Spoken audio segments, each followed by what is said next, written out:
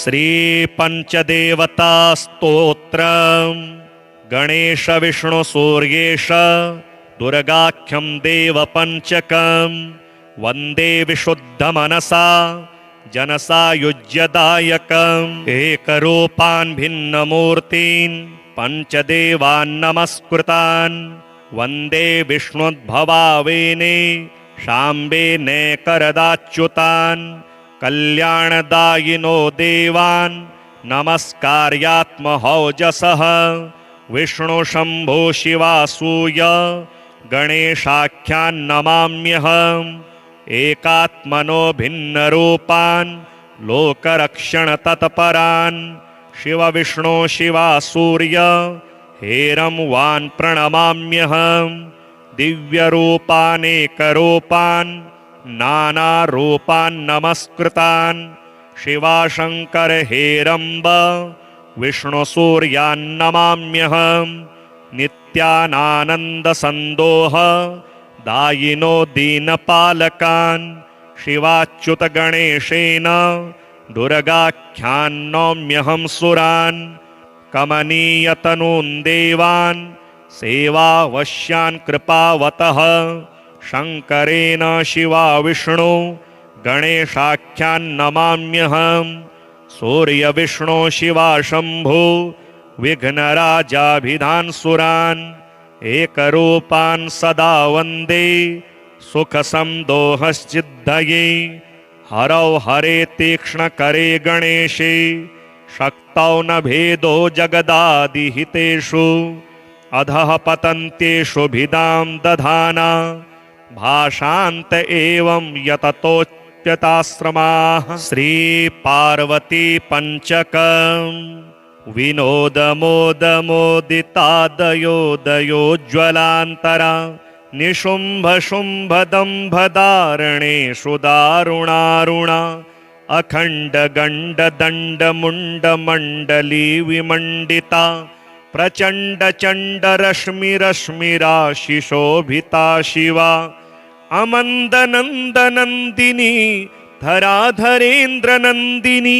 प्रतीर्णशीर्णतारिणि सदार्यकार्यकारिणि तदन्धकान्तकान्तकप्रियेश कान्तकान्तका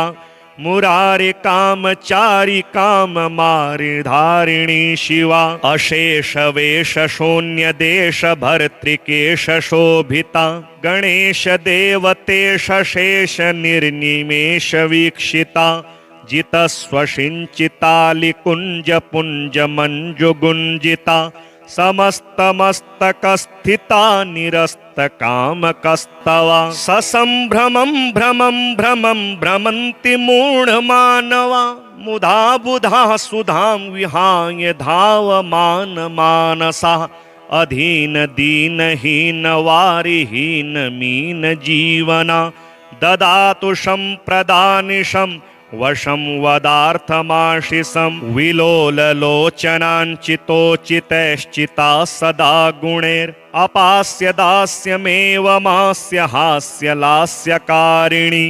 निराश्रयाश्रयाश्रयेश्वरी सदा वरीयसि करोतु शं शिवानिशं हि शङ्कराङ्कशोभिनी गणेश विष्णु सूर्येश दुर्गाख्यं देवपञ्चकम्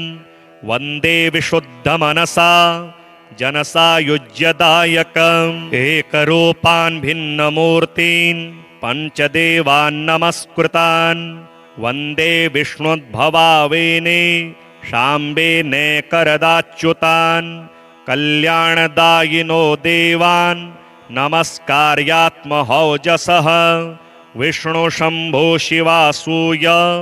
गणेशाख्यान् नमाम्यहम् एकात्मनो भिन्नरूपान् लोकरक्षणतत्परान् शिव विष्णु शिवासूर्य हेरं वान् प्रणमाम्यहम् दिव्यरूपानेकरूपान् नानारूपान् नमस्कृतान् शिवाशङ्कर हेरम्ब विष्णुसूर्यान् नमाम्यहम् नित्यानानन्दसन्दोह दायिनो दीनपालकान् शिवाच्युतगणेशेन दुर्गाख्यान् नौम्यहं सुरान् कमनीयतनून् देवान् सेवावश्यान् कृपावतः शङ्करेण शिवा विष्णु गणेशाख्यान् नमाम्यहम् सूर्यविष्णो शिवा शम्भो विघ्नराजाभिधान् सुरान् एकरूपान् सदा वन्दे सुखसंदोहश्चिद्धये हरौ हरे तीक्ष्णकरे गणेशे शक्तौ न भेदो जगदादिहितेषु अधः पतन्त्येषु भिदां दधाना भाषान्त एवं यततोच्यताश्रमाः श्रीपार्वती पञ्चकम् विनोदमोदमोदितादयोदयोज्ज्वलान्तरा निशुम्भशुम्भदम्भधारणेषु दारुणारुणा अखण्डगण्डदण्डमुण्डमण्डली विमण्डिता प्रचण्डचण्डरश्मिरश्मिराशिशोभिता शिवा अमन्दनन्दनन्दिनी धराधरेन्द्रनन्दिनी प्रतीर्णशीर्णतारिणि सदार्यकार्यकारिणि तदन्धकान्तकान्तकप्रियेश कान्तकान्तका मुरारि कामचारि काममारिधारिणी शिवा अशेषवेषशून्यदेश भर्तृकेश शोभिता गणेश देवतेश शेष निर्निमेष वीक्षिता जितस्वसिञ्चितालिकुञ्ज पुञ्जमञ्जुगुञ्जिता समस्तमस्तकस्थिता निरस्तकामकस्तवा ससम्भ्रमं भ्रमं भ्रमं भ्रमन्ति मूढमानवा मुधा बुधा सुधां विहाय धावमान मानसः अधीन दीनहीन वारिहीन मीन जीवना ददातु सम्प्रदानिशं वशं वदार्थमाशिषं विलोललोचनाञ्चितोचितैश्चिता सदा गुणैर् अपास्य दास्यमेवमास्य हास्य लास्यकारिणी निराश्रयाश्रयाश्रयेश्वरी सदा वरीयसि करोतु शं शिवानिशं हि शङ्कराङ्कशोभिनी गणेश विष्णु सूर्येश दुर्गाख्यं देवपञ्चकं वन्दे विशुद्धमनसा जनसायुज्यदायकम् एकरूपान् भिन्नमूर्तीन् पञ्चदेवान् नमस्कृतान् वन्दे विष्णुद्भवावेने शाम्बेनेकरदाच्युतान् कल्याणदायिनो देवान्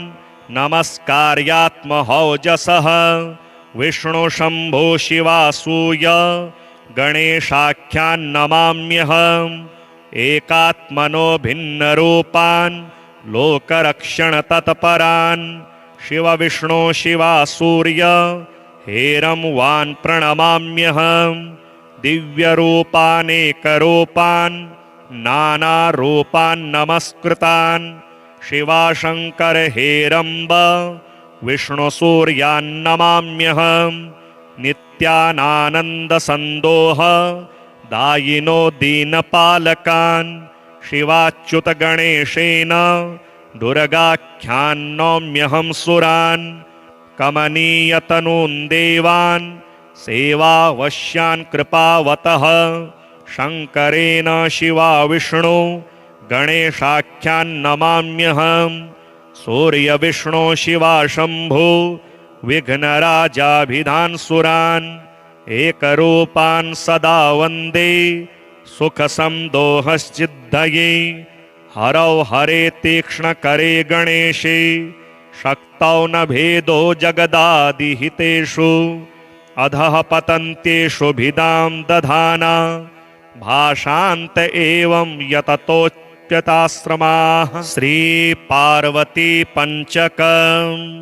विनोदमोदमोदितादयोदयोज्ज्वलान्तरा निशुम्भशुम्भदम्भधारणेषु दारुणारुणा अखण्डगण्डदण्डमुण्डमण्डली विमण्डिता प्रचण्डचण्डरश्मिरश्मिराशिशोभिता शिवा अमन्दनन्दनन्दिनी धराधरेन्द्रनन्दिनी प्रतीर्णशीर्णतारिणि सदार्यकार्यकारिणि तदन्धकान्तकान्तकप्रियेश कान्तकान्तका मुरारे कामचारि काममारिधारिणी शिवा अशेष वेश शून्य देश भर्तृकेश शोभिता गणेश देवतेश शेष निर्निमेष वीक्षिता जितस्वशिञ्चितालिकुञ्ज पुञ्ज मञ्जुगुञ्जिता समस्तमस्तकस्थिता निरस्तकामकस्तवा ससम्भ्रमं भ्रमं भ्रमं भ्रमन्ति मूढमानवा मुधा बुधा सुधां विहाय धावमान मानसा अधीन दीनहीन वारिहीन मीन जीवना ददातु सम्प्रदानिशं वशं वदार्थमाशिषं विलोललोचनाञ्चितोचितैश्चिता सदा गुणैर् अपास्य दास्यमेवमास्य हास्य लास्यकारिणी निराश्रयाश्रयाश्रयेश्वरी सदा वरीयसी करोतु शं शिवानिशं हि शङ्कराङ्कशोभिनी गणेश विष्णु सूर्येश दुर्गाख्यं देवपञ्चकं वन्दे विशुद्धमनसा जनसायुज्यदायकम् एकरूपान् भिन्नमूर्तीन् पञ्चदेवान् नमस्कृतान् वन्दे विष्णुद्भवावेने शाम्बेनेकरदाच्युतान् कल्याणदायिनो देवान् नमस्कार्यात्महौजसः विष्णु शम्भो शिवासूय गणेशाख्यान् नमाम्यहम् एकात्मनो भिन्नरूपान् लोकरक्षणतत्परान् शिव विष्णु शिवासूर्य हेरं वान् प्रणमाम्यहम् दिव्यरूपानेकरूपान् नानारूपान् नमस्कृतान् शिवाशङ्कर हेरम्ब विष्णुसूर्यान् नमाम्यहम् नित्यानानन्दसन्दोह दायिनो दीनपालकान् शिवाच्युतगणेशेन दुर्गाख्यान् नौम्यहं सुरान् कमनीयतनून् देवान् सेवावश्यान् कृपावतः शङ्करेण शिवा विष्णु गणेशाख्यान् नमाम्यहम् सूर्यविष्णु शिवा शम्भो विघ्नराजाभिधान् सुरान् एकरूपान् सदा वन्दे सुखसंदोहश्चिद्धये हरौ हरे तीक्ष्णकरे गणेशे शक्तौ न भेदो जगदादिहितेषु अधः पतन्त्येषु भिदां दधाना भाषान्त एवं यततोच्यताश्रमाः श्रीपार्वती पञ्चकम् विनोदमोदमोदितादयोदयोज्ज्वलान्तरा निशुम्भशुम्भदम्भधारणेषु दारुणारुणा अखण्डगण्डदण्डमुण्डमण्डली विमण्डिता प्रचण्डचण्डरश्मिरश्मिराशिशोभिता शिवा अमन्दनन्दनन्दिनी धराधरेन्द्रनन्दिनी प्रतीर्णशीर्णतारिणि सदार्यकार्यकारिणि तदन्धकान्तकान्तकप्रियेश कान्तकान्तका मुरारे कामचारि काममारिधारिणी शिवा अशेष वेश शून्य देश भर्तृकेश शोभिता गणेश देवतेश शेष निर्निमेष वीक्षिता जितस्वशिञ्चितालिकुञ्ज पुञ्ज मञ्जुगुञ्जिता समस्तमस्तकस्थिता निरस्तकामकस्तवा ससम्भ्रमं भ्रमं भ्रमं भ्रमन्ति मूढमानवा मुधा बुधा सुधां विहाय धावमान मानसा अधीन दीनहीन वारिहीन मीन जीवना ददातु सम्प्रदानिशं वशं वदार्थमाशिषं विलोललोचनाञ्चितोचितैश्चिता सदा गुणैर् अपास्य दास्यमेवमास्य हास्य लास्यकारिणी निराश्रयाश्रयाश्रयेश्वरी सदा वरीयसि करोतु शं शिवानिशं हि शङ्कराङ्कशोभिनी गणेश विष्णु सूर्येश दुर्गाख्यं देवपञ्चकं वन्दे विशुद्धमनसा जनसायुज्यदायकम् एकरूपान् भिन्नमूर्तीन् पञ्चदेवान् नमस्कृतान् वन्दे विष्णुद्भवावेने शाम्बेनेकरदाच्युतान् कल्याणदायिनो देवान् नमस्कार्यात्महौजसः विष्णुशम्भो शिवासूय गणेशाख्यान् नमाम्यहम् एकात्मनो भिन्नरूपान् लोकरक्षणतत्परान् शिवविष्णो शिवासूर्य हेरं वान् प्रणमाम्यहम् दिव्यरूपानेकरूपान् नानारूपान् नमस्कृतान् शिवाशङ्कर हेरम्ब विष्णुसूर्यान् नमाम्यहम् नित्यानानन्दसन्दोह दायिनो दीनपालकान् शिवाच्युतगणेशेन दुर्गाख्यान् नौम्यहं सुरान् कमनीयतनून् देवान्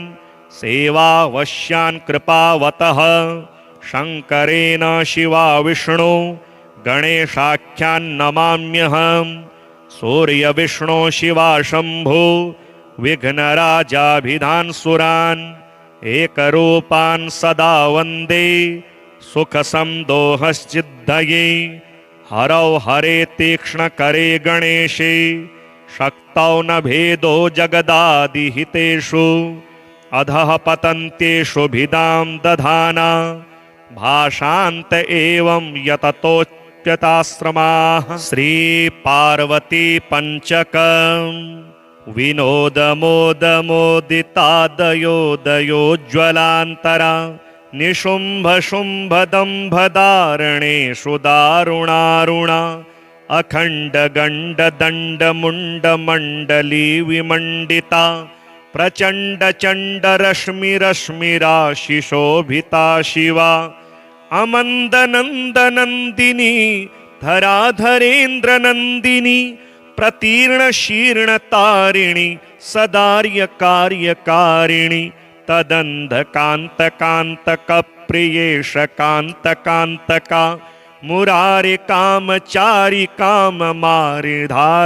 शिवा अशेषवेषशून्यदेशभर्तृकेशशोभिता गणेशदेवतेशशेषनिर्निमेषवीक्षिता जितस्वसिञ्चितालिकुञ्जपुञ्जमञ्जुगुञ्जिता समस्तमस्तकस्थिता निरस्तकामकस्तवा ससम्भ्रमं भ्रमं भ्रमं भ्रमन्ति मूढमानवा मुधा बुधा सुधां विहाय धावमानमानसा अधीनदीनहीन वारिहीन मीनजीवना ददातु सम्प्रदानिशं वशं वदार्थमाशिषं विलोललोचनाञ्चितोचितैश्चिता सदा गुणैरपास्य दास्यमेवमास्य हास्यलास्यकारिणी निराश्रयाश्रयाश्रयेश्वरी सदा वरीयसि करोतु शं शिवानिशं हि शङ्कराङ्कशोभिनी गणेश विष्णु सूर्येश दुर्गाख्यं देवपञ्चकं वन्दे विशुद्धमनसा जनसायुज्यदायकम् एकरूपान् भिन्नमूर्तीन् पञ्चदेवान् नमस्कृतान् वन्दे विष्णुद्भवावेने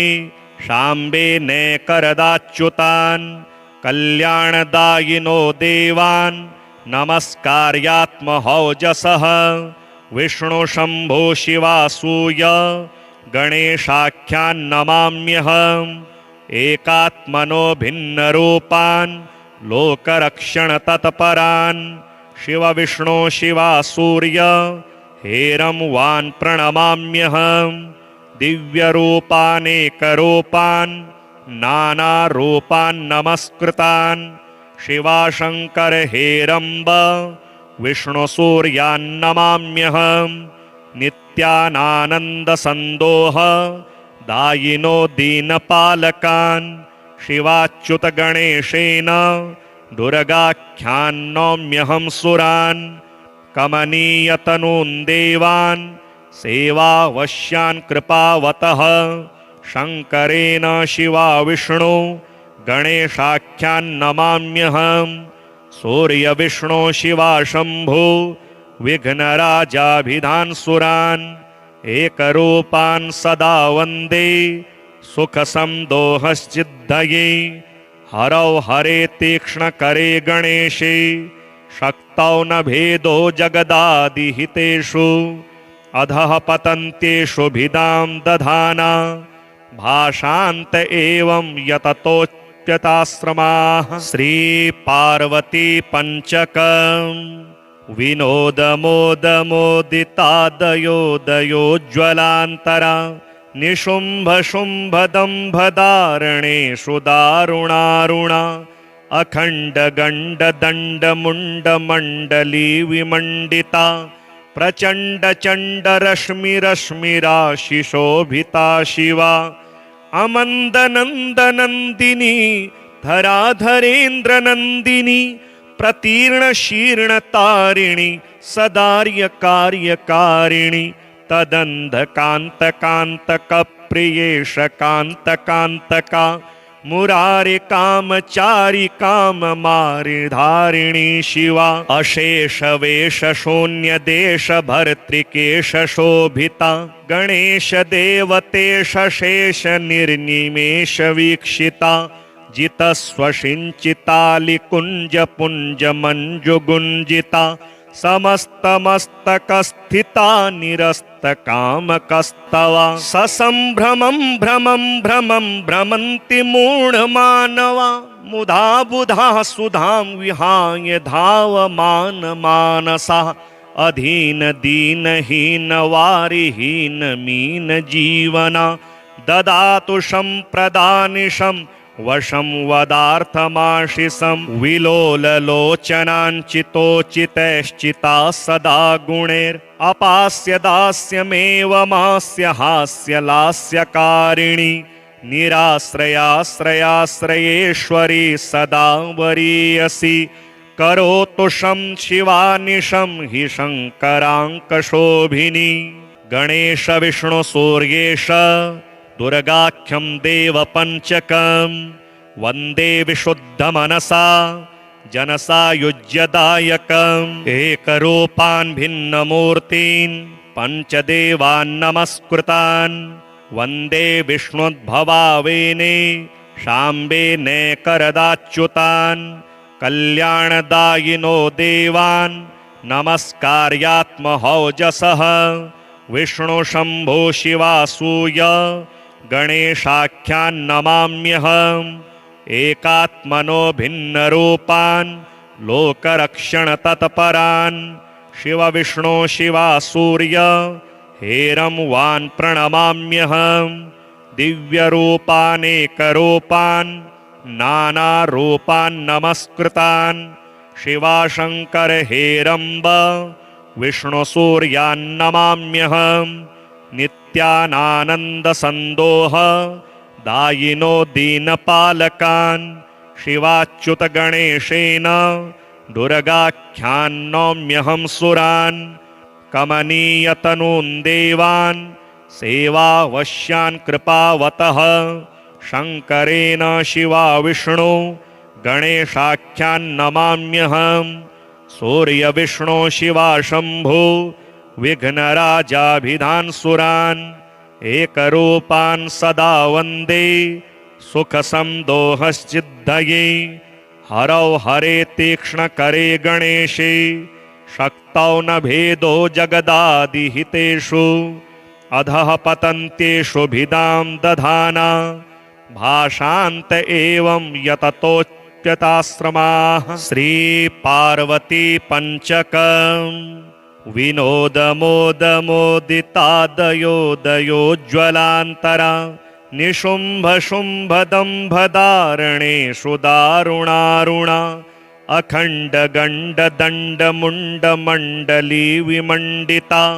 प्रचंड चंड रश्मि रश्मिराशिशोभिता शिवा अमंद नंद नंदिनी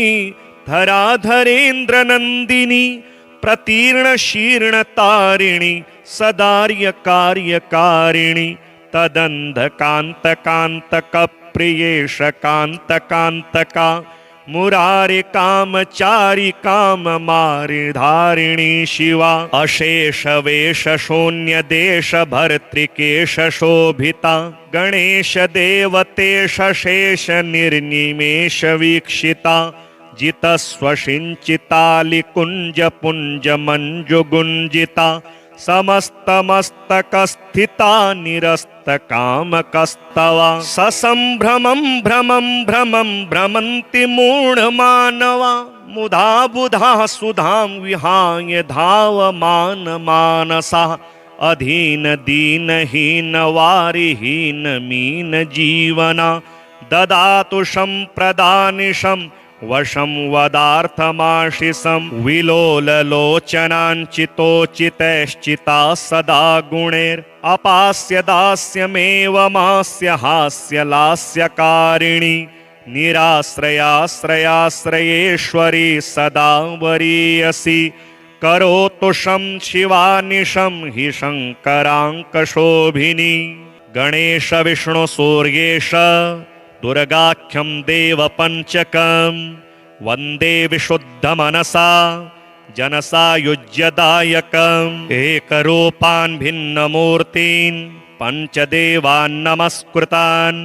वन्दे विष्णुद्भवावेने शाम्बेनेकरदाच्युतान् कल्याणदायिनो देवान् नमस्कार्यात्महौजसः विष्णु शम्भो शिवासूय गणेशाख्यान् नमाम्यहम् एकात्मनो भिन्नरूपान् लोकरक्षणतत्परान् शिव विष्णु शिवासूर्य हेरं वान् प्रणमाम्यहम् दिव्यरूपानेकरूपान् नानारूपान् नमस्कृतान् शिवाशङ्कर हेरम्ब विष्णुसूर्यान् नमाम्यहम् नित्यानानन्दसन्दोह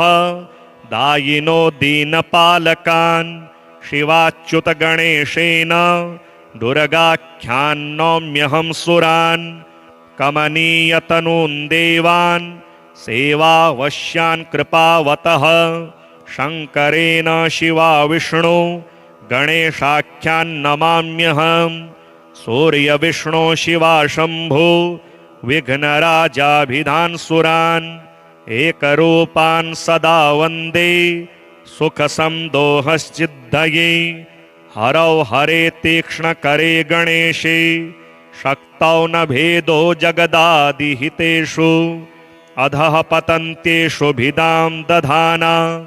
भाषान्त एवं यततोऽप्यताश्रमाः श्रीपार्वती पञ्चकम्